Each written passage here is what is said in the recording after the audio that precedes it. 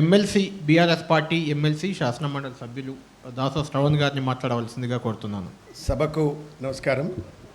ముందుగా గ్రామ స్వరాజ్యం పేరు మీద ఇంతటి అద్భుతమైనటువంటి కార్యక్రమాన్ని చేపట్టినటువంటి 10 టీవీ యాజమాన్యానికి, సిబ్బందికి హృదయపూర్వకంగా మీ అందరి తరపు నుండి, మా అందరి తరపు నుండి కూడా హృదయపూర్వకంగా చప్పట్లతో ధన్యవాదం తెలిపాలని చెప్పి కోరుతా ఉన్నాను.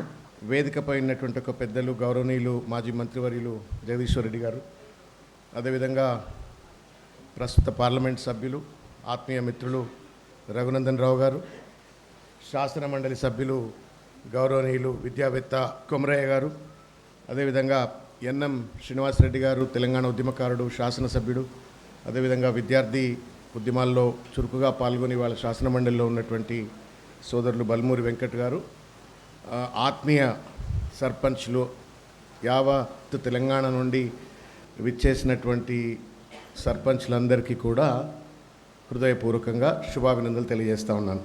ఇందులో వాస్తవానికి 50% కదా సర్పంచ్లు ఉండాల్సింది, మహిళలు. మరి ఎందుకో కానీ 10% కూడా లేరు. మరి సర్పంచులు కానోళ్ళు సర్పంచులు వచ్చిండ్రు, అయిందంతా.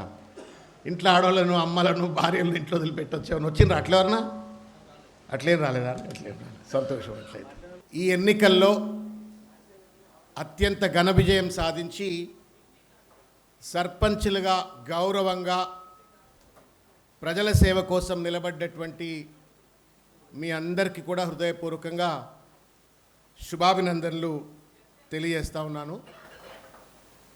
మీ గురించి నేను మీకు ఎక్కువ చెప్పవలసిన అవసరం లేదు. మీరే ప్రజాస్వామ్యానికి పునాది.